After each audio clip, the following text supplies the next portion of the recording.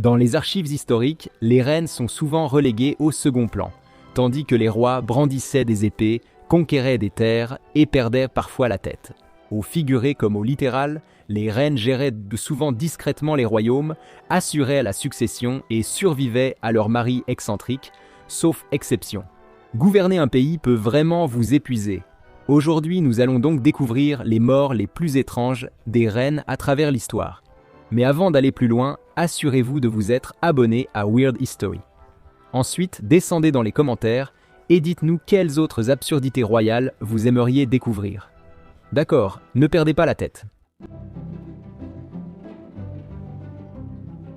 On dit que la vengeance est un plat froid, mais visiblement, les Romains ignoraient ce proverbe, surtout pour une impératrice, Fausta, qui s'est retrouvée du mauvais côté d'un complot mêlant trahison, drame familial et quelque chose qui ressemblait à une ancienne pelle, mais qui a très mal tourné.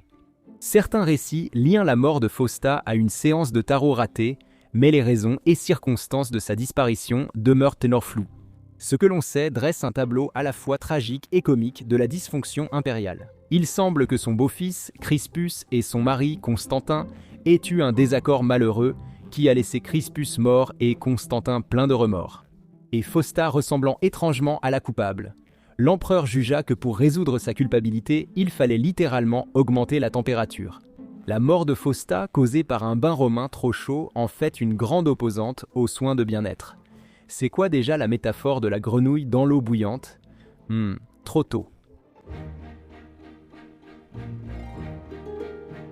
Peu de reines ont affronté leur fin avec autant de force d'âme que la reine Caroline d'Ansbach. Après 10 grossesses et une vie passée à jongler entre les devoirs royaux et les intrigues politiques, le corps de Caroline lui a finalement donné le coup de grâce royale, une occlusion intestinale. Les médecins ont tout tenté pour aider, mais les pratiques médicales d'alors, comme la saignée et les purges, étaient presque pires que les maladies. Chirurgie sans anesthésie, naturellement. Pendant l'opération, qui encore une fois a été réalisée sans anesthésie, ces médecins ont trouvé un morceau d'intestin en décomposition qu'ils ont rapidement retiré. À travers tout cela, Caroline a réussi à garder son sens de l'humour intact, riant apparemment aux blagues de son chirurgien. Même lorsqu'il a effectué des interventions répétées pour la maintenir en vie, ce qui n'a duré que quelques semaines, lorsqu'elle est finalement décédée, quelqu'un a composé une épitaphe assez cinglante. Ici repose, enveloppée dans 40 000 serviettes, la seule preuve que Caroline avait des intestins. Ce n'est pas du Shakespeare, mais le message est clair. La vie de Catherine d'Aragon fut une véritable leçon de résilience jusqu'à ce qu'elle ne le soit plus. Mariée au capricieux Henri VIII, elle a passé ses journées à subir les intrigues de la cour, l'infertilité et l'atteinte à sa dignité. Pendant que son mari créait une religion pour divorcer, difficile de ne pas le prendre personnellement. Quand la santé de Catherine a décliné, Henri a refusé à Marie d'être auprès d'elle, laissant Catherine seule face à la mort. L'autopsie a montré que son cœur était noirci et hideux, expliquant peut-être sa dernière maladie. Certains parlèrent de cancer, d'autres d'empoisonnement. Certains pensaient que « cœur noirci » n'était pas à prendre au pied de la lettre, mais servait plutôt d'insulte finale envers la reine. Le cœur de Catherine est devenu une sombre métaphore de sa vie, maltraité, résilient, puis irrémédiablement brisé. Au moins une comédie musicale pop lui a été consacrée. Cléopâtre est sans doute la reine décédée la plus célèbre de cette vidéo et celle à la cause de décès la plus controversée. Lorsque les Romains se sont rapprochés d'elle et du général Marc-Antoine, Cléopâtre aurait choisi la morsure venimeuse d'un aspic plutôt qu'un défilé romain humiliant. Mais les historiens modernes ont souligné que le venin de serpent n'agit pas aussi rapidement. Il est plus probable que Cléopâtre ait bu du poison, ou soit entré en contact avec une pommade mortelle, ou peut-être que l'empereur Auguste a organisé sa disparition. Les reines mortes sont rarement une menace politique. Peu importe comment cela s'est passé, sa mort a assuré qu'elle vivrait pour toujours comme la reine des sorties mélodramatiques, une idée que nous imaginons que Cléopâtre elle-même aurait pu approuver. Élisabeth Eyre, la reine vierge, a peut-être déjoué des complots d'assassinat, des armadas espagnols et des parlementaires indiscrets pendant son règne, mais ces derniers jours furent nettement moins triomphants. Malgré son règne et son pouvoir, ou peut-être à cause de cela, Élisabeth souffrait de dépression. On rapporte qu'elle passait des heures assise en silence sur des coussins, refusant de manger, de boire et de converser. Son humeur venait peut-être de son maquillage, une mixture au plomb qui agissait sûrement plus sur son sang que sur son teint. Finalement, probablement victime d'un empoisonnement au plomb, Élisabeth a laissé un héritage de stabilité politique, d'épanouissement culturel et de normes de beauté mortelles. S'il existait un prix pour le meurtre royal le plus inutile, l'impératrice Élisabeth d'Autriche serait une candidate de choix. Connue sous le nom de Sissi par ses sujets adorateurs, elle a trouvé la mort aux mains d'un anarchiste qui, de façon assez gênante, visait une toute autre cible royale.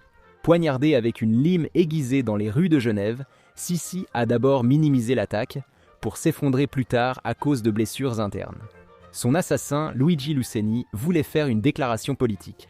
Malheureusement pour lui, la seule déclaration qu'il a faite, c'est qu'il était mauvais en organisation et qu'il avait une visée déplorable.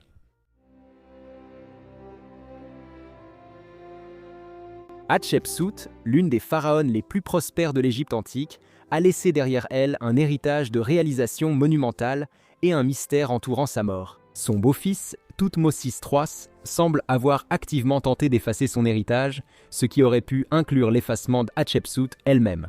Après sa mort, Hatshepsut a presque complètement été effacée des livres d'histoire. Je suppose qu'ils ne s'entendaient vraiment pas. Pour ajouter à l'intrigue, les archéologues ont découvert une fiole appartenant à Hatshepsut, contenant diverses substances cancérigènes. Ce qui pourrait donc signifier qu'il n'y a pas eu de jeu déloyal. Qu'il s'agisse d'assassinat, d'empoisonnement ou de la routine de soins la plus mortelle, liée ou non à Thoutmôsis III, sa disparition demeure une énigme.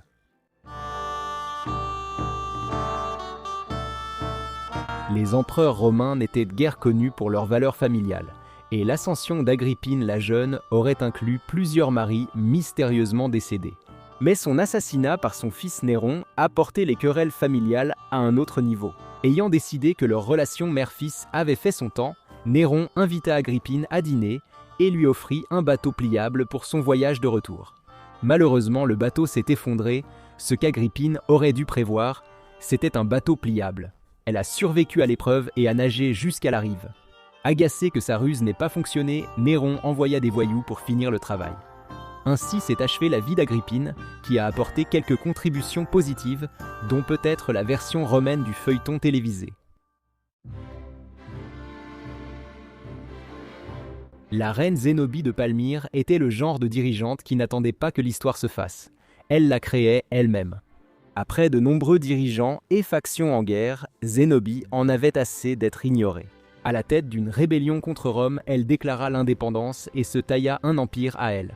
Lorsque les Romains finirent par la vaincre, Zénobie fut faite prisonnière. Selon un récit, elle se serait laissée mourir de faim en route vers Rome, préférant une mort auto-infligée et le ventre creux aux indignités d'un triomphe romain. Après tout, la mesquinerie est techniquement une forme de rébellion.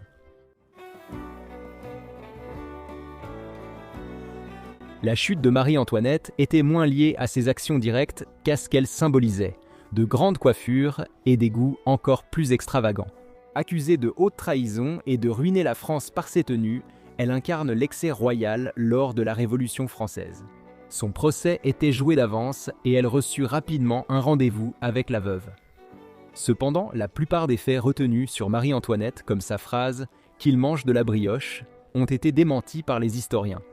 Elle a été victime de ce que nous appellerions aujourd'hui une campagne de diffamation, une dénonciation publique qui s'est étendue de sa vie jusqu'aux livres d'histoire.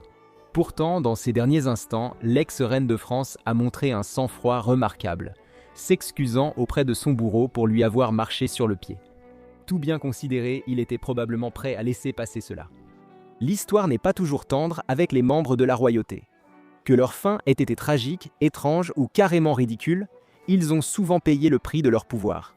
Nous rappelant que derrière chaque couronne se cache un être humain imparfait, fascinant et parfois très malchanceux. Alors, qu'en pensez-vous? Lequel de ces souverains condamnés a connu la pire fin? Dites-le nous dans les commentaires ci-dessous et pendant que vous y êtes, jetez un œil à certaines de nos autres vidéos sur notre histoire étrange.